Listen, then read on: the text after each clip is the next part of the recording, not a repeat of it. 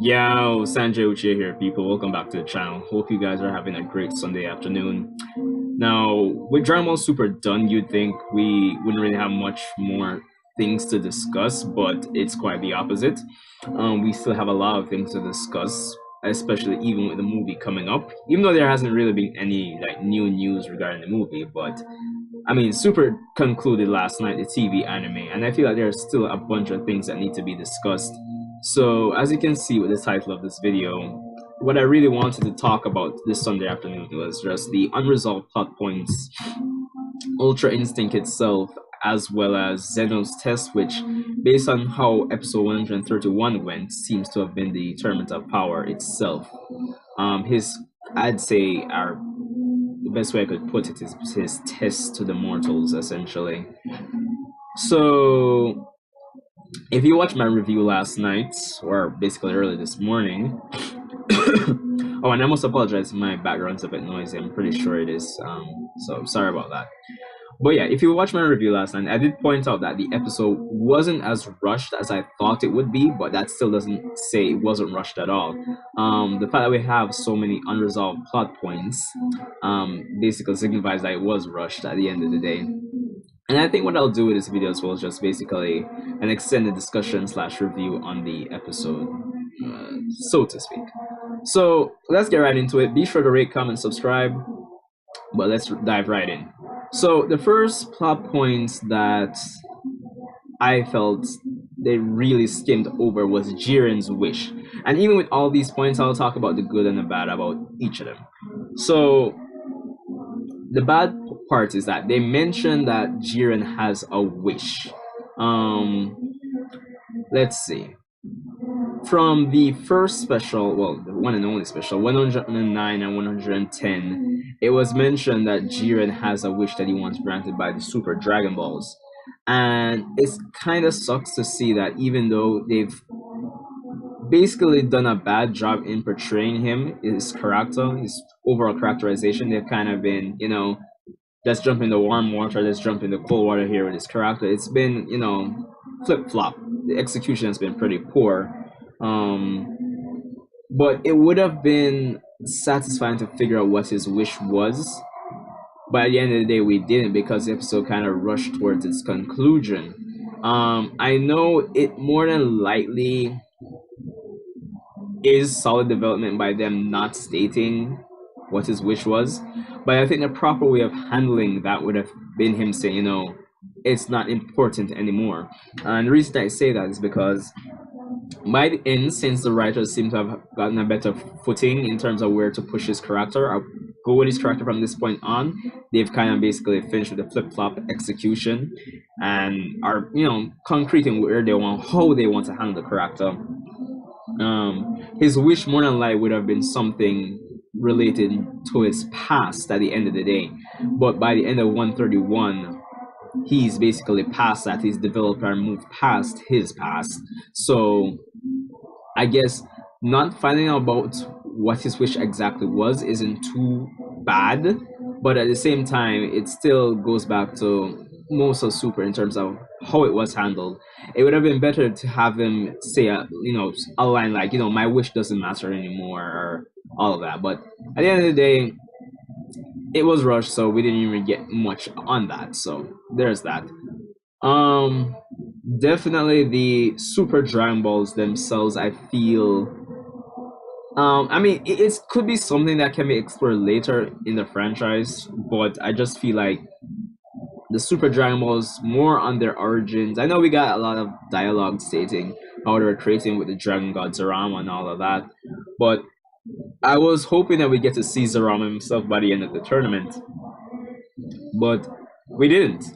And I feel like getting to find out more about Zarama, if he's still alive, or whatever the case may be, anything more in depth where the Super Dragon Balls are concerned, I feel like that was a missed opportunity. And probably if we had one more episode to explore just a few more things with that, it wouldn't have been bad. Or at least the Super Dragon Balls are Zarama's, if he has any connection to the current hierarchy of gods, that would have been good.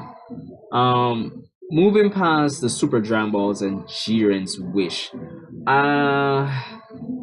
let's see. In terms of any other unresolved plot points, I'm kind of just freestyling this video, so nothing's really coming to mind right now. But I guess for now, let's jump to Zeno's test. Now, I know the universe is getting wished back was predictable, like highly predictable, like everybody predicted it. Of course, I'm sure nobody predicted 17 being the one to actually get this done. As we see in episode 131, it was revealed that, hey, if someone made a selfish wish, the winning universe would have been erased as well. So it waters down to being a test by Zeno, apparently. And it kind of speaks on Zeno's character, I'd say, beyond being this, you know, ridiculous child with ridiculous power. It really does speak to his character. But, and I must say, it's interesting, and it really shows the potential that Super could have been so much better if, like, a lot of the arcs, there was much more of a connection between them. Because in my review last night, I basically speculated that probably Zeno went ahead to do this little test of his, the tournament of power. As a result, I mean, Goku was instrumental in starting the tournament, but it being a test itself could have been a major influence from Zamasu's actions and his mindset, you know? And it's kind of, it sucks to see that storytelling wise, there could have been such, well, how should I put it? A much more of a connection in terms of the two arcs, and even some references to Zamasu would have been good, because we've actually seen that the gods, well, at least Ramush, I believe that's his name, the god of Structural Universe 10, he is aware of, you know, Zamasu's actions.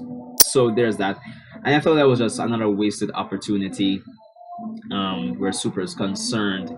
Granted, as I mentioned, it being a test was kind of damage control, but it kind of plays on the theme of the gods and how they interact with mortals in Dragon Ball Super, and it has some merit to it. But, and even in a real life sense, as I've mentioned in the review as well, I keep referring to the review, but bear with me, is that from a business standpoint, it just wouldn't make sense to keep all these erased characters erased permanently, because they are a prime opportunity for the companies and everybody involved to make money. So marketing, as everybody always says at the end of the day.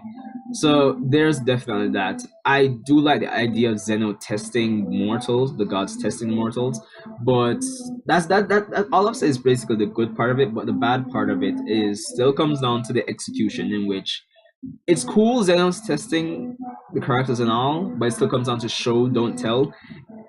At the end of the day, it's not like we've seen Zeno and the gods have this major problem with mortals, Zamasu aside. So, in terms of, like, I guess, payoff, it would have been a stronger payoff if we had seen inklings of Zeno and the Grand Priest and all these other gods of destruction have a solid problem with mortals. So that's really untrue what I'm saying at the end of the day.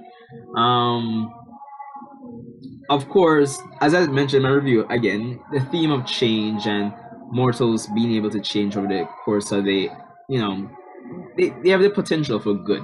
That was one theme I saw coming out of the episode, and I guess overall what they were going for with the entirety of Super, but the execution could have been better.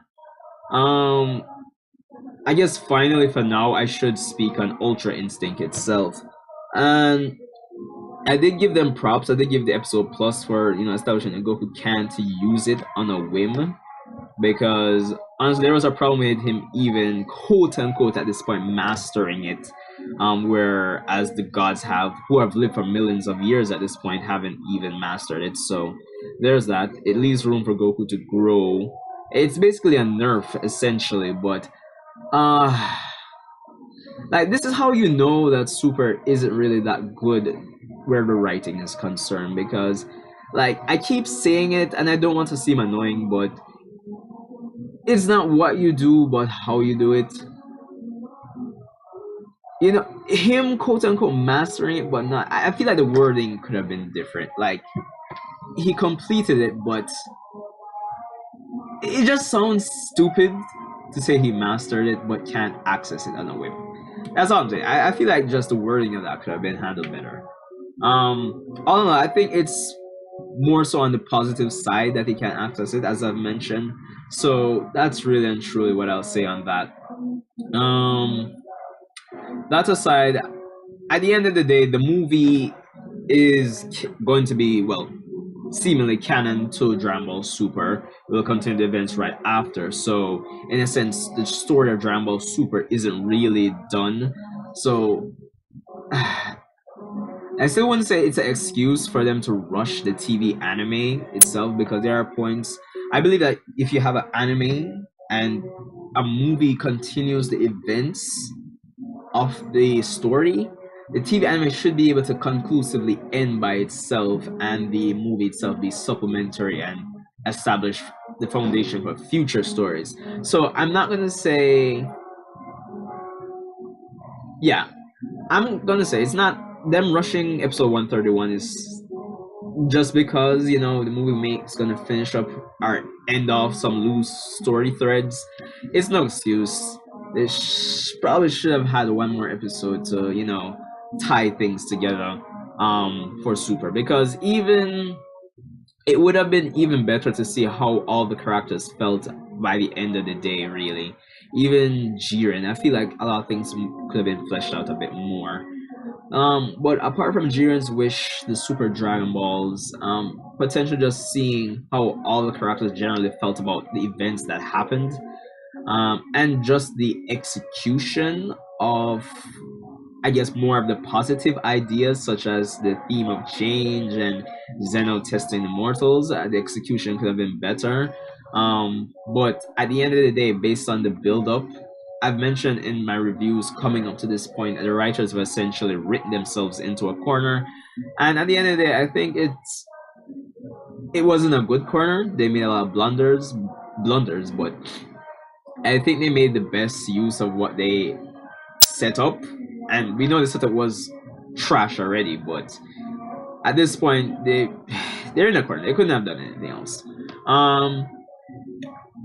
I may be missing some unresolved stuff, so let me know if there's anything else I missed in terms of unresolved plot points. So there's that. I feel like I'm forgetting to say something. Unresolved plot points. But yeah, I think that's all I have for this one. Let me know what you guys thought in terms of Super's end again. All in all, still looking forward to future Dragon Ball. The manga still continues, which is, to me, the superior version of Super. So there's definitely that. Just infinite amounts of possibilities for this franchise at this point.